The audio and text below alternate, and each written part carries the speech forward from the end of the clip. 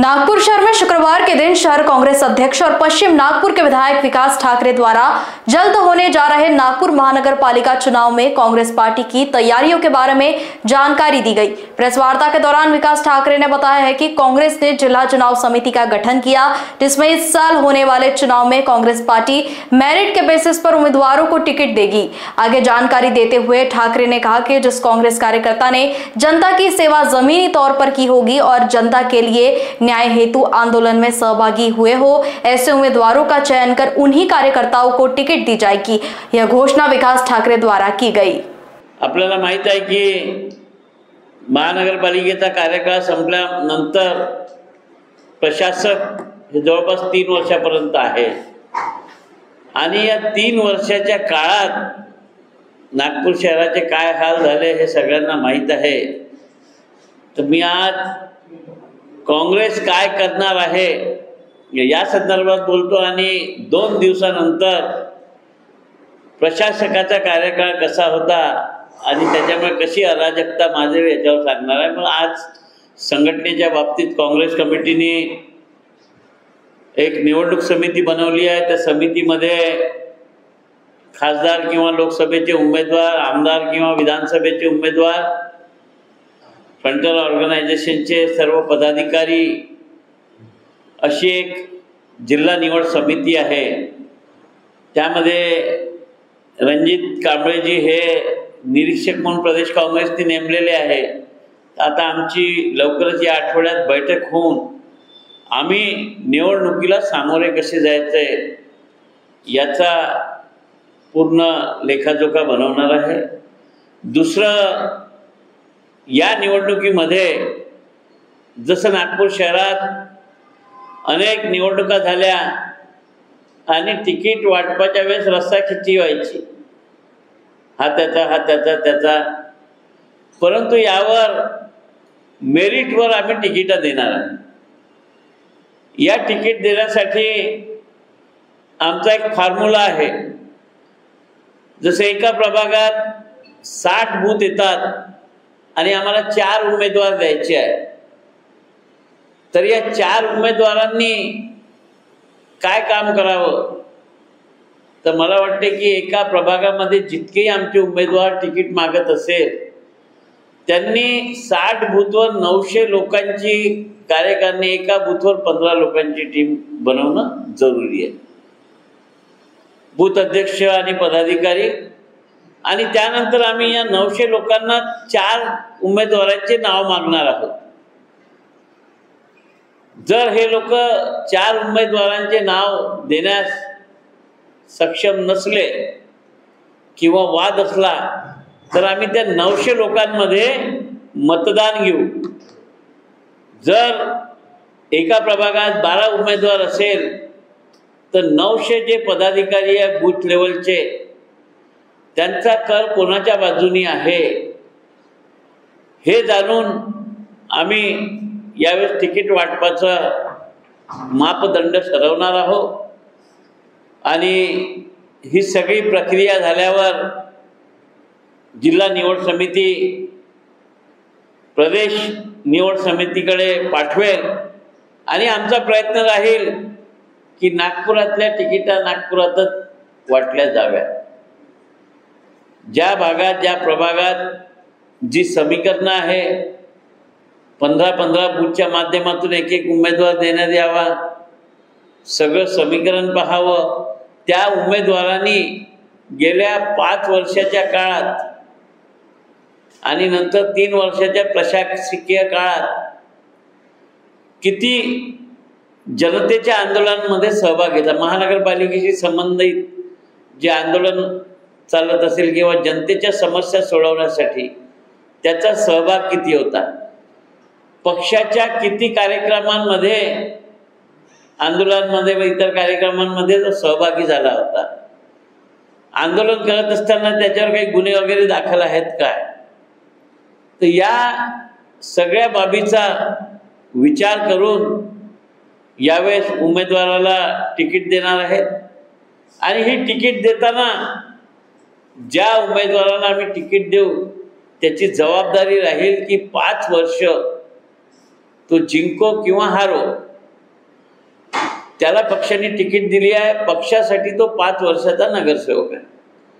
त्या भागातील जनतेसाठी तो 5 वर्षाचा नगरसेवक आहे. निवडून आला आणि हारला तरी, कारण की हारला त्यालाही मतं मिळतात, पक्ष त्याला तिकीट देते. मग त्याची जबाबदारी आहे की 5 वर्ष त्या प्रभागातील जनतेच्या, महानगरपालिकेतील संबंधित तक्रारी सोडवणं, लोकांच्या संपर्कात राहणं, लोकांच्या सुखदुःखात राहणं, पक्षाने सांगितलेले कार्यक्रम त्या प्रभागामध्ये राबवणं, हे त्याच्यावर जबाबदार राहील असं त्याच्याकडनं प्रतिज्ञापत्र सुद्धा घेतल्या जाईल. उमेदवाराला तो पक्षाशी एकनिष्ठ राहायला पाहिजे. नाही तर आज काँग्रेस करून लढला, 4 दिवसांनी त्याचं नाव झालं तर पुन्हा भाजपात गेला, असं होता कामा नये. हा सुद्धा एक कॉलम आम्ही लिहून घेणार आहे. आणि हे करत असताना उमेदवार हा एक असतो, परंतु त्याला निवडून आणण्यासाठी जी 60 बूथवर यंत्रणा असते काँग्रेसची, त्या यंत्रणेला अधिकार राहील की बाबा आम्ही तुझ्यासाठी काम केलं, तुला पक्षाने तिकीट दिली, तर तुझी जबाबदारी आहे की पक्षाचा कार्यक्रम राबवावा आणि पक्षाशी एकनिष्ठ राहावं. लोकसभा विधानसभाच्या निवडणुकीमध्ये कुठल्याही भूलथापांना बळी पडून काम करू नये. तर मला वाटतं की या सगळ्या गोष्टींची शहानिशा करून आम्ही पक्षाचं संघटन नागपुरात मजबूत करण्याचा प्रयत्न आमचा आहे.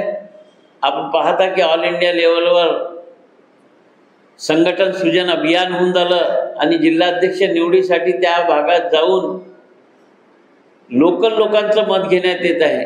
म्हणजे खालच्या स्तरावर आता मी उत्तराखंडमध्ये होतो तर जवळपास 800 लोकांशी 1 to 1 भेटलो, कार्यकर्त्यांशी, सिनियर लीडर्सची.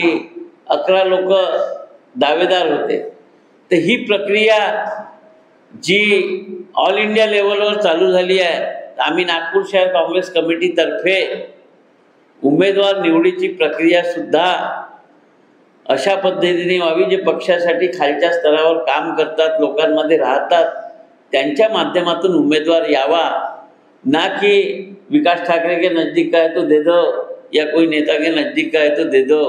ही प्रक्रिया बंद करून या प्रक्रियेतून उमेदवाराची निवड होणार आहे आणि आमची तयारी ऑलरेडी झाली आहे.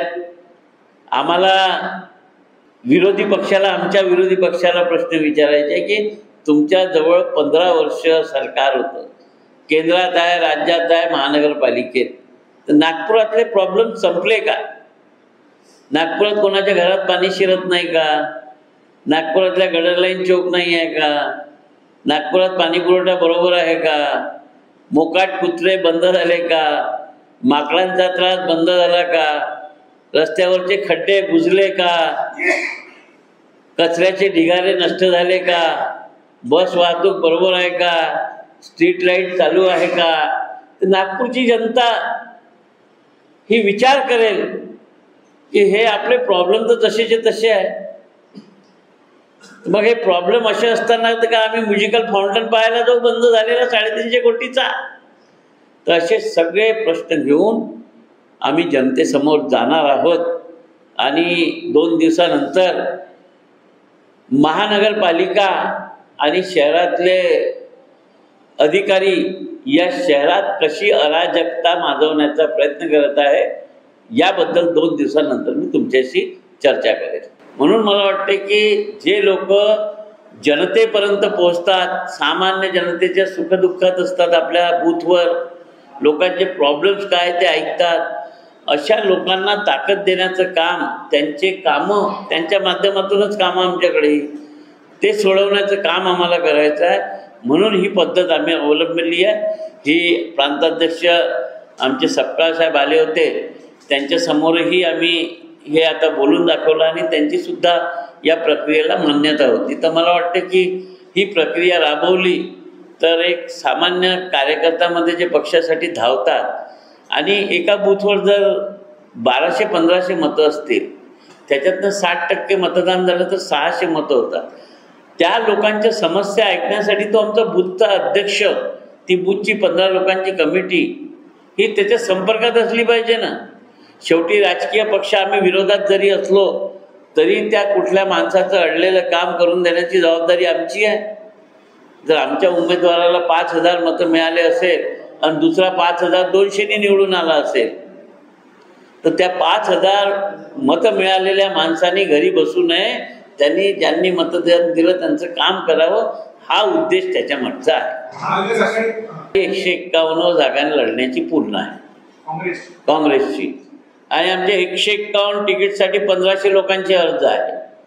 परंतु हायकमांडने आम्हाला सांगितलं की महाविकास आघाडी बनाना है, शिवसेना एनसीपी को साथ में लेना है, तर आम्ही त्यांना सुद्धा सोबत घेऊन चालू. परंतु या वाटाघाटी बरोबर झाल्या तरच. Report Avinash Totade, Lokvahini media, Nagpur.